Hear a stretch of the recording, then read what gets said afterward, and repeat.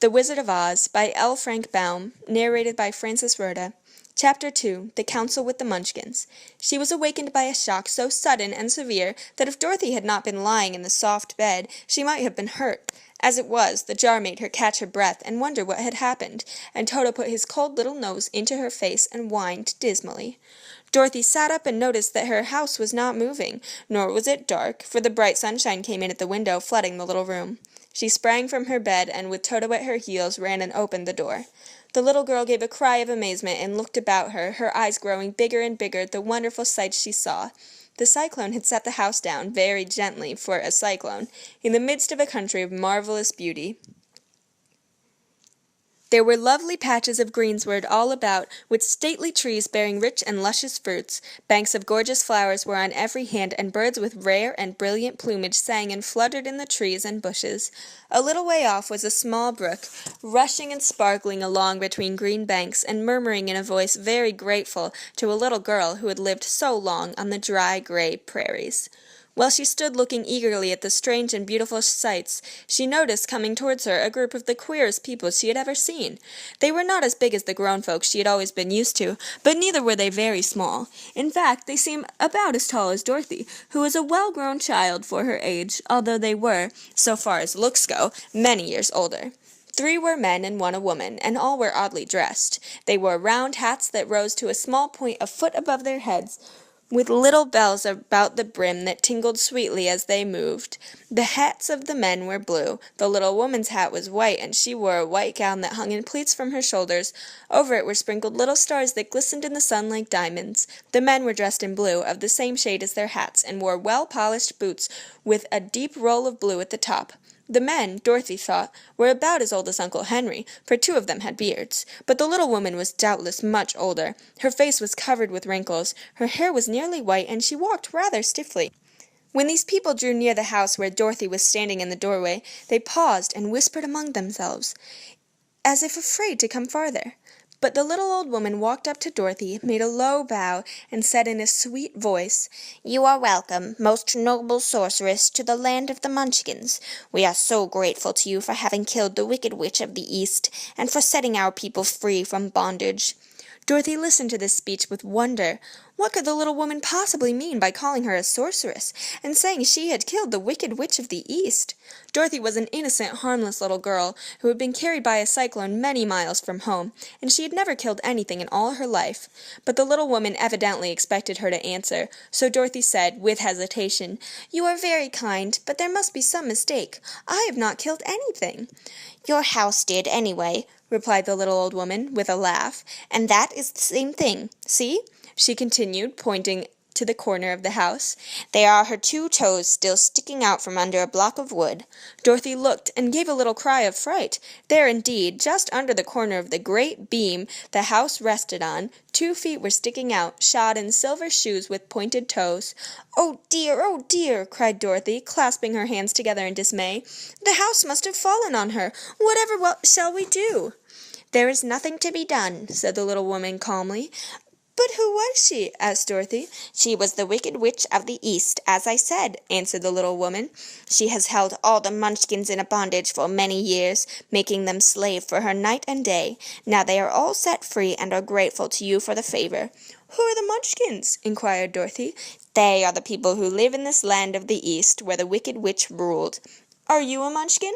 asked Dorothy. "No, but I am their friend, although I live in the land of the North. When they saw the Witch of the East was dead, the Munchkins sent a swift messenger to me, and I came at once. I am the Witch of the North." "Oh, gracious!" cried Dorothy. "Are you a real witch?"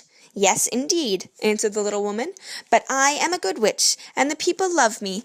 I am not as powerful as the Wicked Witch was ruled here, or I should have set the people free myself." "But I thought all witches were wicked," said the girl, who was half frightened at facing a real witch. "Oh, no, that is a great mistake. There were only 4 witches in all the land of Oz, and 2 of them, those who live in the North and the South, are good witches. I know this is true, for I am one of them myself, and cannot be mistaken. Those who dwelt in the East and the West were indeed wicked witches, but now that you have killed one of them, there is but one wicked witch in all the land of Oz, the one who lives in the West." "But said Dorothy, after a moment's thought. "Aunt Em has told me that the witches were all dead, years and years ago." "Who is Aunt Em?" inquired the little woman. "She is my aunt who lives in Kansas, where I came from." The Witch of the North seemed to think for a time, with her head bowed and her eyes upon the ground. Then she looked up and said, "I do not know where Kansas is, for I have never heard of that country mentioned before. But tell me, is it a civilized country?" "Oh, yes," replied Dorothy. "Then that accounts for it. In the civilized countries I believe there are no witches left, nor wizards, nor sorceresses, nor magicians. But you see, the land of Oz has never been civilized, for we are cut off from all the rest of the world. Therefore we still have witches and wizards among us." "Who are the wizards?" asked Dorothy. "Oz himself is the great wizard," answered the witch, sinking her voice to a whisper. "He is more powerful than all the rest of us together. He lives in the City of Emeralds." Dorothy was going to ask another question, but just then the Munchkins, who had been standing silently by, gave a loud shout and pointed to the corner of the house where the Wicked Witch had been lying. "What is it?" asked the little old woman, and looked, and began to laugh. The feet of the dead witch had disappeared entirely, and nothing was left but the silver shoes. "She was so old," explained the Witch of the North, "that she dried up so quickly in the sun. That is the end of her. But the silver shoes are yours, and you shall have them to wear." She reached down and picked up the shoes, and after shaking the dust out of them, handed them to Dorothy. "The Witch of the East was proud of these silver shoes," said one of the Munchkins, "and there is some charm connected with them, but what it is we never knew." Dorothy carried the shoes into the house and placed them on the table. Then she came out again to the Munchkins and said, "I am anxious to get back to my aunt and uncle, for I am sure they will worry about me. Can you help me find my way?" The Munchkins and the witch first looked at one another, and then at Dorothy, and then shook their heads. "At the east, not far from here," said one, "there is a great desert, and none could live to cross it." "It is the same in the south," said another, "for I have been there and seen it.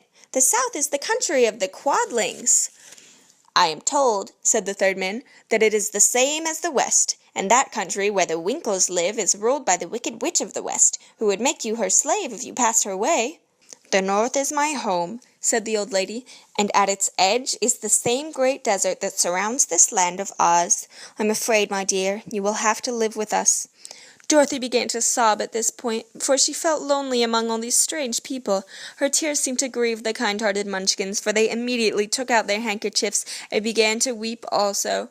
As for the little old woman, she took off her cap and balanced the point on the end of her nose while she counted 1, 2, 3 in a solemn voice. At once the cap changed to a slate, on which was written in big white chalk marks, "Let Dorothy go to the City of Emeralds." The little old woman took the slate from her nose, and having read the words on it, asked, "Is your name Dorothy, my dear?" "Yes," answered the child, looking up and drying her tears. "Then you must go to the City of Emeralds. Perhaps Oz will help you." "Where is this city?" asked Dorothy. "It is exactly in the center of the country, and is ruled by Oz, the great wizard I told you of." "Is he a good man?" inquired the girl anxiously. "He is a good wizard. Whether he is man or not, I cannot tell, for I have never seen him." "How can I get there?" asked Dorothy. "You must walk. It is a long journey through a country that is sometimes pleasant and sometimes dark and terrible. However, I will use all the magic arts I know of to keep you from harm." "Won't you go with me?" pleaded the girl, who had begun to look upon the little old woman as her only friend. "No, I cannot do that," she replied, "but I will give you my kiss, and no one will dare injure a person who has been kissed by the Witch of the North." She came close to Dorothy and kissed her gently on the forehead. Where her lips touched the girl, they left a round shining mark, as Dorothy found out soon after. "The road to the City of Emeralds is paved with yellow brick," said the witch, "so you cannot miss it. When you get to Oz, do not be afraid of him, but tell your story and ask him to help you. Goodbye, my dear."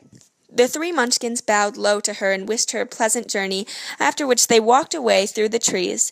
The witch gave Dorothy a friendly little nod, whirled around on her left heel 3 times, and straightway disappeared, much to the surprise of the little Toto, who barked after her loudly enough when she had gone, because he had been afraid even to growl while she stood by. But Dorothy, knowing her to be a witch, had expected her to disappear in just that way, and was not surprised in the least.